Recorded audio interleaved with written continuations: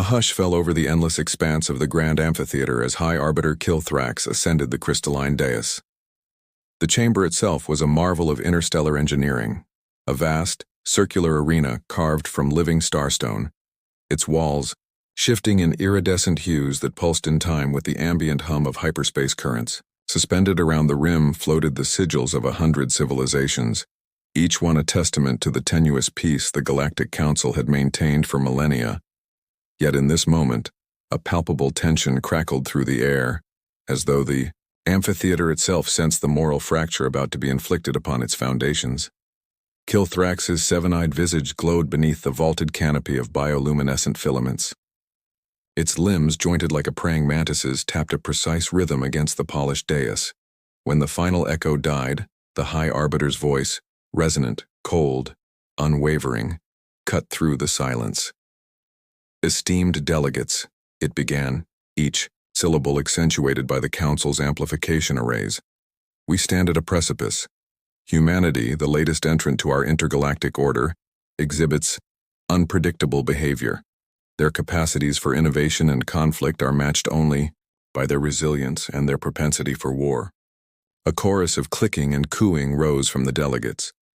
From the elegant Sarathi, whose feathered wings shimmered with psychic energy, to the pulsating life forms of Char, whose bodies flickered like flame, to the luminescent crystalline beings of Virelia. They all leaned forward, eager for the Arbiter's solution. Kilthrax inclined its head. "Our intelligence networks report that human neurosignatures contain an as-yet unidentified resonance. Preliminary scans suggest it may unlock new modalities of faster-than-light communication, or conversely, unleash destructive potentials that could threaten the warp lanes themselves." At this, murmurs rippled through the chamber. The crystalline delegate Verena of Virelia spoke first, her voice refracting like 1,000 mirrored facets. "Arbiter, are you proposing—" Kilthrax raised a segmented limb.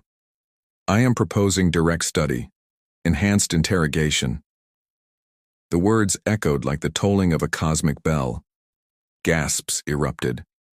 The Sarathi ambassador, Kaelindra, folded her silken wings in dismay. "You would violate the Magna Accord? We are the guardians of sentient rights.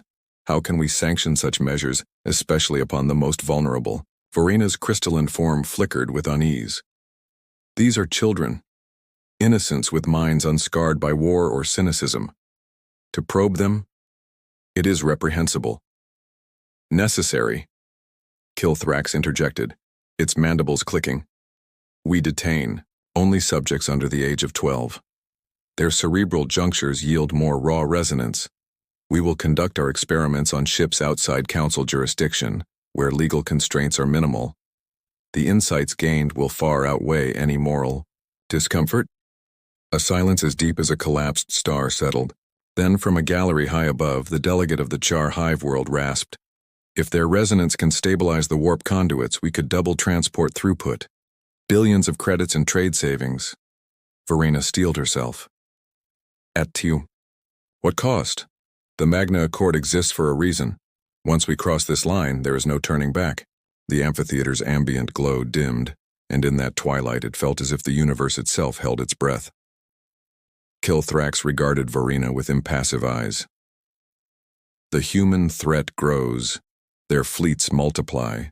The Nebulon Rebellion, and now the risk of new human alliances with insurgent worlds, demands preemptive action." Kaelindra's eyes blazed. "So we sacrifice the few for the many? Torture children to stave off a hypothetical threat?" Before Kilthrax could respond, a new voice rang out, unexpected, youthful, yet amplified to fill the hall. "What guarantee do we have that these resonances won't irreparably harm our own neural matrices? That we won't unleash a contagion upon ourselves?"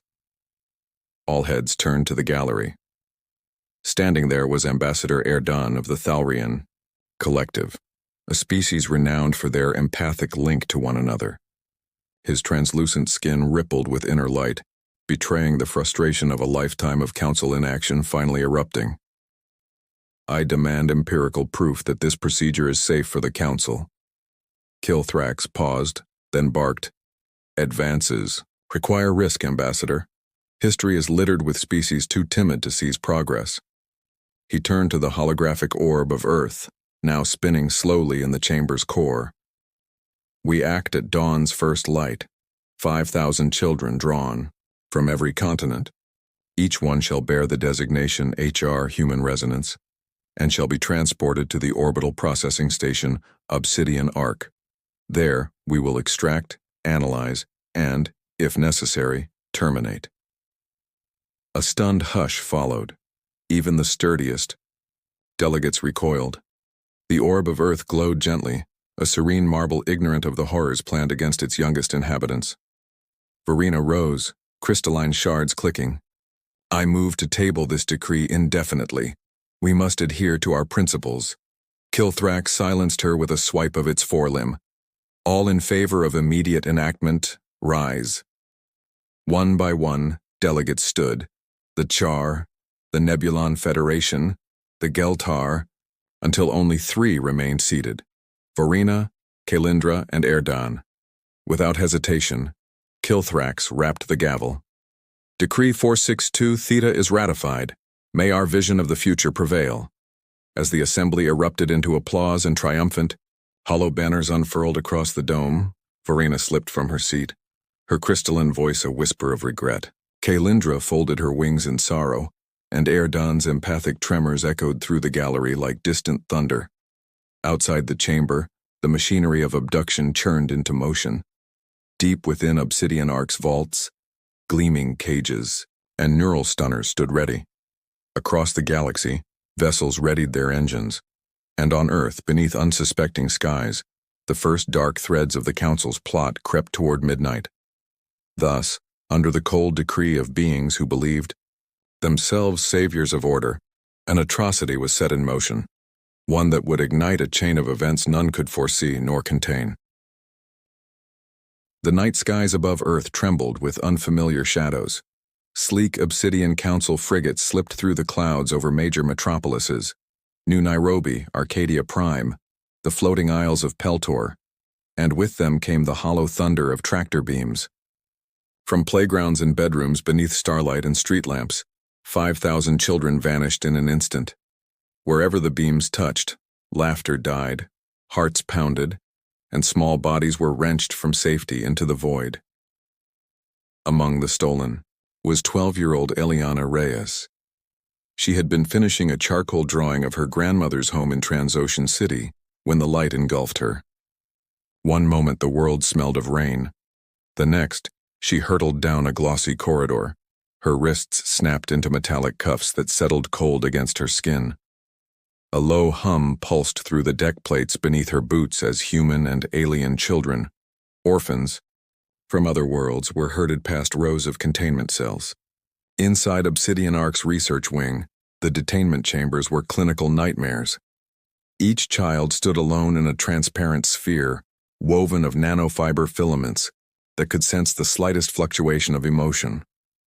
Bioplastic panels glowed with diagnostic glyphs. Robotic arms adjusted electrodes at the base of the skull. Overhead, a domed viewport revealed the infinite stars, the very expanse the Council claimed to protect, while below, the children trembled under the weight of their captivity. At the center of the chamber array hovered Dr. Morell, the Council's chief xenopsychologist. Once hailed as a pioneer for bridging species minds, he now wore a somber expression that betrayed a single-minded hunger for results. His elongated fingers tapped across a hollow interface, extracting streams of data. In real time, Subject HR-047 is exhibiting unprecedented cerebral coherence, he announced to his assembled aides, his voice hushed but electric. Fear is only the beginning. Soon we shall map the entire resonance waveform. Across a narrow corridor, Eliana peered through the filament sphere, her wide green eyes brimming with defiance. She remembered her mother's lullaby, soft Spanish words her mother used to sing as she tucked Eliana into bed. Summoning that memory, she whispered the tune under her breath. The nanofibers around her chest flared blue, then violet as they recorded the neural harmonics. Sensors whirred, lights pulsed in time with her breathing. Dr. Morell's eyes flicked to his readings. Remarkable, The resonance amplifies when she accesses emotional memory. This could revolutionize transgalactic communication. He raised an eyebrow. Or it could prove dangerously unstable. Meanwhile, in the Council's distant chambers of descent, Sarathi envoy Kalindra's psychic wings whispered warnings as they spread. Through her empathic gift, she had felt each child's terror, an echoing crescendo that threatened to tear through her mind. She implored Verena of Virelia and Ambassador Erdogan to act. Stop this madness before it consumes us all. But Verena's crystalline resolve had shattered months ago under the weight of political pressure, and Erdogan's pleas were lost in the corridors of power. Back aboard the Ark, the experiments escalated. Dr. Morel authorized the next phase, direct resonance extraction. Mechanical probes descended, and the children's screams joined in a nightmarish chorus. Some cried out for their mothers. Others turned inward, eyes glazing as their minds teetered on thresholds no child should know.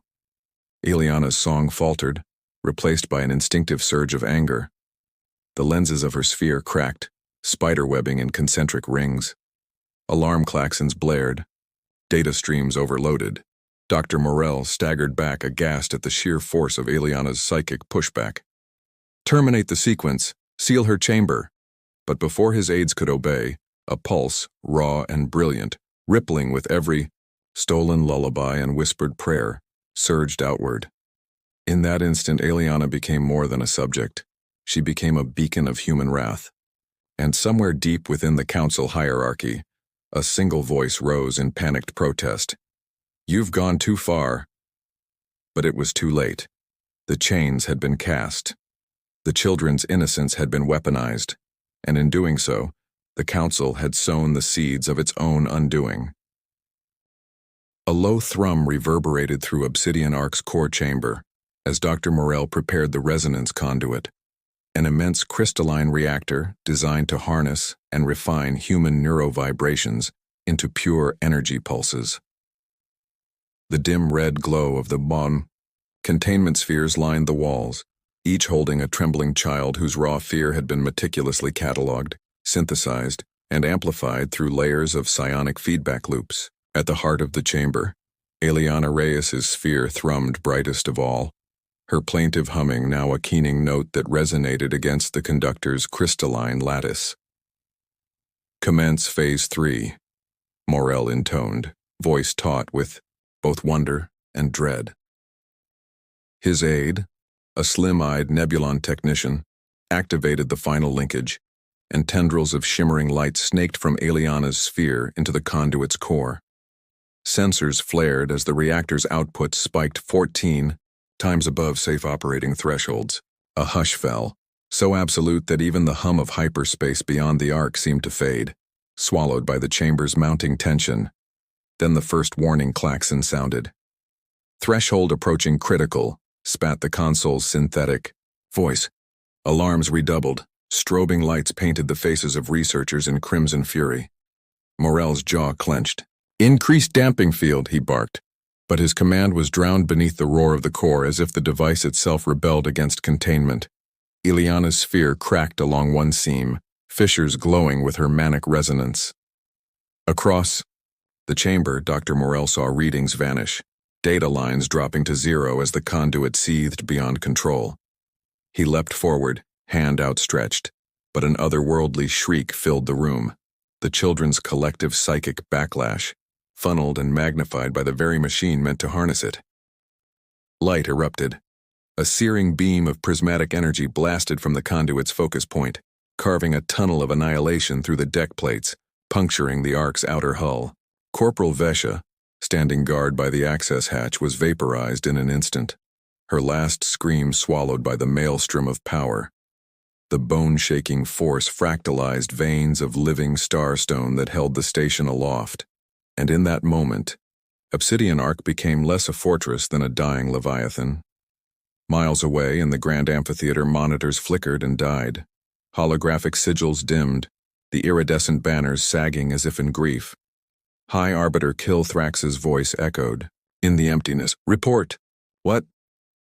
But the comm channel crackled into static. Frantic aides swarmed data terminals, but nothing registered. The warp drive relay network linking Council worlds pulsed once, twice, and then detonated in silent collapse. Back in the core chamber, Morel's final sight was of Eliana's sphere glowing white-hot. She had fallen silent. Her eyes closed as if in quiet resolve. Then the sphere disintegrated, releasing a wave of pure resonance that raced along every conduit, every wire, every psionic channel within the arc, and out into the warp network itself. A tremor raced through hyperspace. Stars winked out as the conduits bursting under the resonance's toll imploded, sending shockwaves that unspooled warp lanes like shredded ribbon. Vessels caught mid-jump were torn apart, hull to hull, crew to crew, in an instant that stretched into eternity. On Earth, the sky above Transocean City split in two, as if reality itself had been cleaved by some unseen blade. A silent pulse rippled across continents, a fleeting ripple of light that left no scorch mark upon the world, only a wounded hush that spread through every living creature's mind. Birds fell from the sky, satellites blinked offline. Humanity held its breath, sensing the echo of unfathomable power. And then came the void. Within seconds, the Galactic Council's sprawling empire was obliterated. Planets once teeming with life were reduced to inert cores. Entire fleets vanished from the annals of space. The grand amphitheater collapsed into a crater of shattered spires. Obsidian Arc drifted, broken and dead, a husk in orbit around a shattered moon. In the hushed aftermath, only one truth remained. The Council's fatal mistake had destroyed everything they governed. Their lust for power, their disregard for innocence had ignited a resonance so absolute that it consumed the very threads of their civilization. And at the epicenter of this cosmic cataclysm stood a single child, no longer a subject, but the unwitting architect of universal oblivion. Silence draped the remnants of the galaxy like a funeral shroud. In the yawning crater where the grand amphitheater once stood, fractured spires of starstone jutted from ash-strewn plains. Across thousands of light years, empty orbits and shattered. Planets bore witness to the fatal resonance that had consumed the warp lanes. The Council's legions, its fleets, its glory, all lay in ruin. On a desolate moon circling a dying red dwarf, Obsidian Arc drifted in pieces. In the shattered hull, Eliana Reyes awoke to a world without sound. The nanofiber cage that had held her was gone, reduced to motes of shimmering dust. Her heart pounded as she staggered free of the wreckage, finding 20 other children. Human resonance subjects, each pale with shock but very much alive, gathered amid twisted conduits and sparking consoles. "There's no one left," whispered Jaro, a 9-year-old from the mining world of Takara, his voice trembling. "What do we do now?" Eliana knelt beside him, steadying his hand in hers. Her eyes, once wide with fear, now burned with resolve. "We survive. We help whoever's still out there." They scavenge the Ark's remains for supplies, rations synthesized from alien, grains, water distilled from condensation collectors, and a handful of ancient star charts etched into crystal tablets. At Eliana's insistence, they activated a lone comm beacon. Its signal weak but persistent, a plea for anyone beyond the void to answer. Thousands of kilometers away, the Sarathi survivors alighted on makeshift arcs. Ambassador Kaelindra, her psychic wings scorched by the backlash, led her people toward the rendezvous point. In the smoldering silence, she heard Eliana's faint beacon like a heartbeat calling the living home. When they found each other, ragged survivors from 100 species gathered beneath the wreckage of the Ark's central dome. No banners flew. Here, no decrees were spoken. Only the quiet clatter of beings sharing water, sharing stories of loss, sharing hope. Verena of Varelia arrived soon after, her crystalline form dulled by grief, to offer the shards of her knowledge in aid of rebuilding. In the days that followed, a fragile fleet assembled. Transports repurposed as hospital ships, freighters retrofitted to carry refugees, salvage vessels towing Ark debris to crafting yards. At the heart of this ragtag armada stood Eliana, her small frame cloaked in a borrowed Sarathi shawl, her voice steady as she addressed the gathering. "We were stolen, we were hurt, but we survived together. Let us build a new path, not with fear or coercion, but with trust. Let this beacon be more than a signal. Let it be a promise. Under Eliana's guidance, the survivors formed the Concordant Assembly, a provisional council where every species, every age, held a single voice. They vowed to honor the innocents they had once tortured by safeguarding the young, fostering understanding, and never again weaponizing fear as a tool of power. Far beyond the charred remains of conquerors' worlds, colonies began to rise. On desert planets, new oases bloomed under the stewardship of reborn scientists who had once served the Council. In the frozen moons, children learned to paint murals of distant stars, symbols of unity across shattered constellations. And in the deep black between worlds, the Concordant Fleet, once the Council's instrument of control, became a bastion of hope, its corridors alive with laughter, not screams. Eliana stood on the Ark's shattered deck one last time, gazing into the void she had accidentally unleashed. The stars, though dimmed, still shone. She lifted her hand and touched the cracked crystal of the ancient star chart. In every ending, she whispered, there hides a beginning. And with that, the survivors turned toward the horizon of space, scarred, humbled, but united, ready to write the next chapter of the galaxy from the ashes of the void.